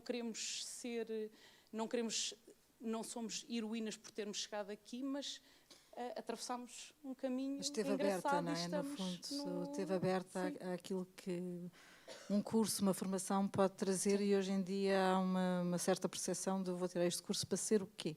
Sim. E para seguir e fazer o quê? Exatamente. E, portanto, acho que isso é essencial e é por isso que estas conversas são importantes. E obrigada pelo testemunho forte. Obrigada, Eugénia. E agora o futuro, não é? De deixar aqui as vezes, pegando um pouco naquilo que falámos há pouco, o futuro do mar. E tem um papel muito, muito importante neste levantar de consciências. E, portanto, também pedia de uma forma rápida, porque nós já devemos estar aqui com a nossa agenda, mas a conversa está interessante, não quero limitar. Mas, assim, os pontos essenciais e como é que vê que mais pessoas da sua faixa etária, da sua geração, se possam envolver mais, que não seja online. Muito objetivamente, eu acho que é criar mais postos de trabalho nesta área da regeneração e da restauração dos ecossistemas marinhos e sem precariedade, porque infelizmente eu falo com imensos jovens em todo o país e em vários países da lusofonia e da Europa, não é? E principalmente pegando em Portugal e se calhar no sul global, não é? Dos jovens de Moçambique e do Brasil e de Portugal, são dos países onde há mais frequentemente, eles através destes grupos da SOA, em que eles são voluntários, é onde eles conseguem aplicar a paixão deles, do que eles querem dedicar a sua energia à restauração e à proteção do oceano, mas não conseguem encontrar um trabalho remunerado nessa área. Às vezes conseguem ter um trabalho ligado ao mar, mas não nesta parte da regeneração e se calhar mais na parte ainda da exploração e extração. E acho que isso é um esforço que nós todos podemos fazer em conjunto também, não é? E isso era um grande foco para que o futuro tenha mais esperança, porque na verdade nós já temos muitas pessoas, jovens e não só jovens, formados, com as capacidades, só precisamos de organizar estes conhecimentos e dar os recursos e as plataformas para o conhecimento ser aplicado e o mais rápido possível, porque eu adotei eu sempre tive esperança, mas a minha esperança às vezes fica em dilemas, não é? Por causa de tudo o que está a acontecer. Então eu decidi pôr um prazo na minha esperança. Então eu agora digo que tenho esperança até 2030. É isso. Aliado com os Objetivos de Desenvolvimento Sustentável das Nações Unidas. Pronto. E isso alinhado com isso. Ou seja, acho que há esperança que há estas coisas todas que podemos fazer, não é? Até porque o mar é o oceano é o nosso suporte de vida, não é? E é isso que eu acho que nós temos de perceber, que às vezes não é só para a nossa espécie, e cuidar também das outras espécies com quem nós partilhamos este planeta, a nossa casa, é também cuidar de nós próprios, da nossa família, de todos os que nós gostamos, mesmo aqueles que ainda nem nasceram, não é? Mas é um bocadinho essa empatia mundial que acho que está na base para também cuidarmos do mar e de nós próprios, todas as mulheres, e não só, em igualdade com todos os seres que estão neste planeta. Muito obrigada. Muito obrigada. E acho que é um dos objetivos também integrar todas estas ideias naquilo que é o plano de ação 2030 e, portanto, mais discussões certamente acontecerão. Eu vou terminar, a não ser que, obviamente, quem quiser deixar mais algum testemunho o poderá fazer. Eu vou agradecer estar em letra grande, porque não tenho que pôr os óculos. E vou partilhar a minha frase, que é muito verdade, que é: não pude passar o mar sem da fortuna me queixar. Todos vocês terão aí outras verdades, e agradeço muito o convite e a agradável conversa que tivemos aqui, e certamente quem quiser partilhar as frases pode partilhar. Acho que com certeza, claro.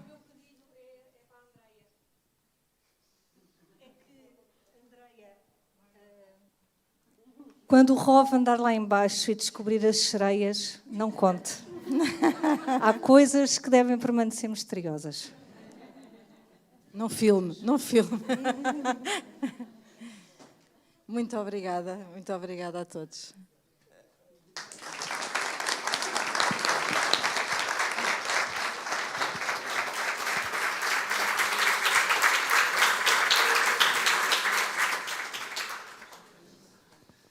Para a sessão de encerramento, vai usar a palavra Sua Excelência, o Secretário de Estado do Mar, José Maria Costa.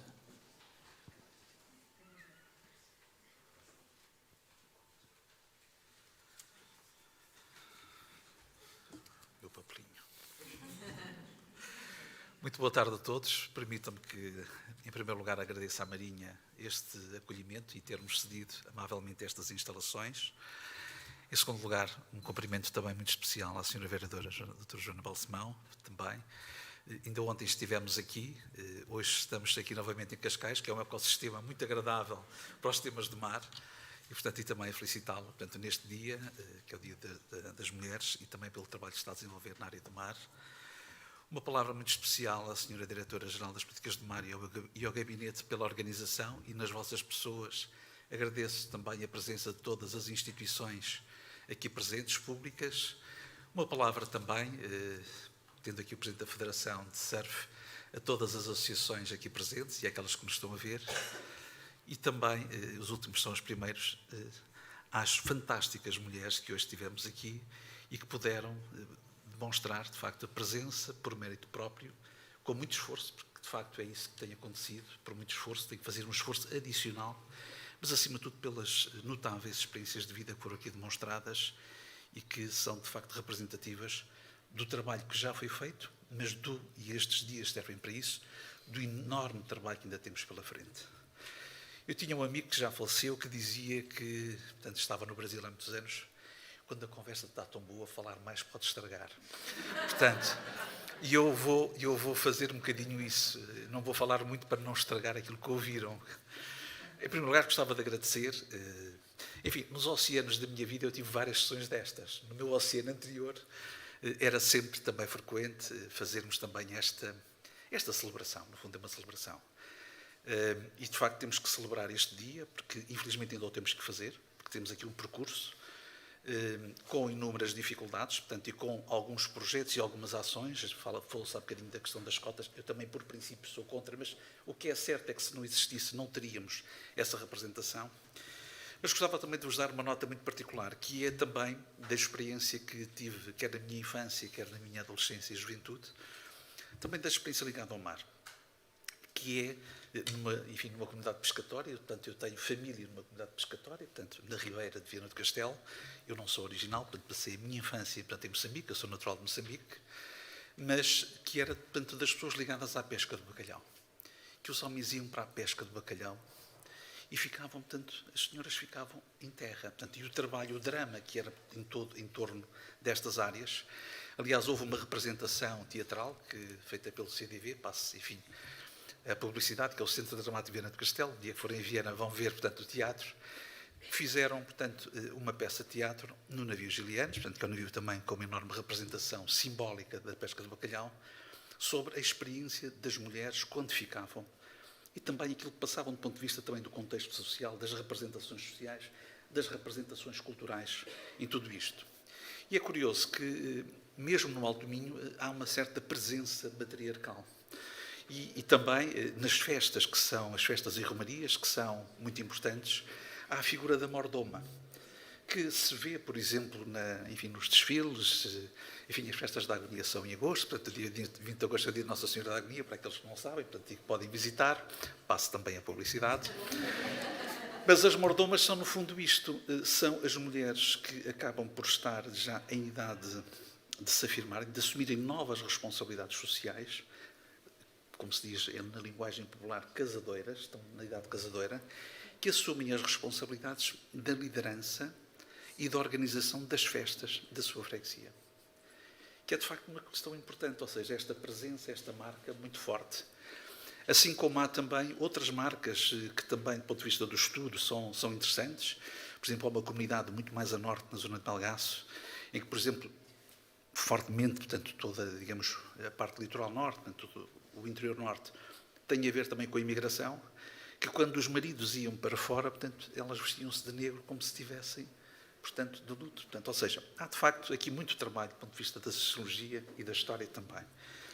Sinceramente, acredito que temos um percurso para fazer, já fizemos muito trabalho e, acima de tudo, gostava de vos agradecer a todas aquelas que têm feito também este percurso e que na área do mar, felizmente, estamos, apesar de algumas áreas não estarmos tão bem, temos, apesar de tudo, já uma representação muito importante e, acima de tudo, muito qualificada. Gostava, para terminar, simplesmente de vos dizer, porque houve aqui algumas provocações, mas são sensíveis. E, portanto, foi um espaço também de aprendizagem. Eu tenho aprendido muito com algumas das pessoas que já conheço, tenho aprendido imenso com a Marta, portanto, e a Marta, e também estava ali o Tiago, que é o treinador da Marta, portanto, é uma equipa fantástica. Tenho aprendido imenso convosco e com os debates que temos tido e com as conversações que temos tido também, e que há temas que estão, enfim, em análise, em observação, em análise, não são temas fáceis.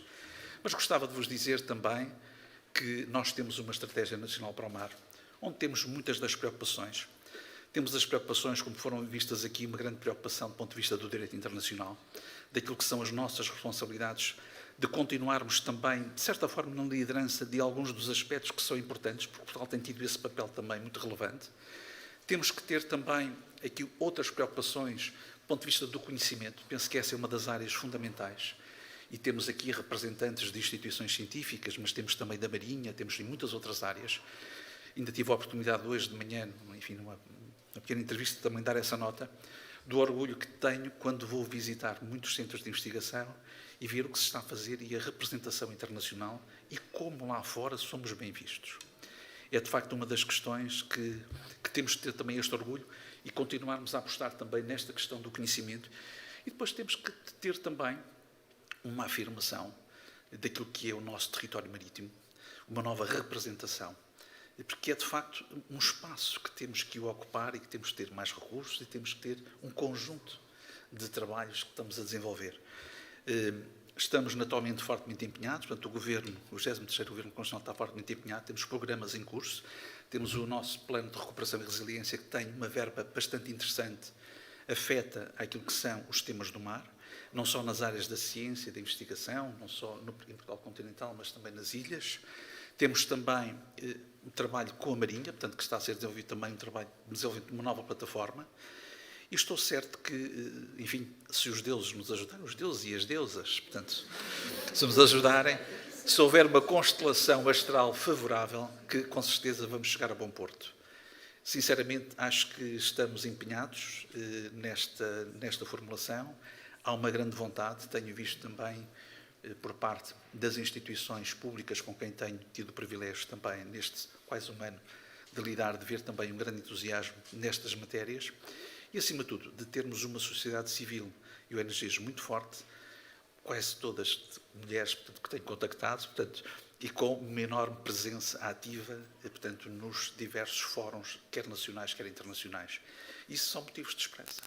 Se já temos esperança nas nossas mulheres, temos esperança também no futuro do mar. Portanto, muito obrigado e parabéns mais uma vez pela organização.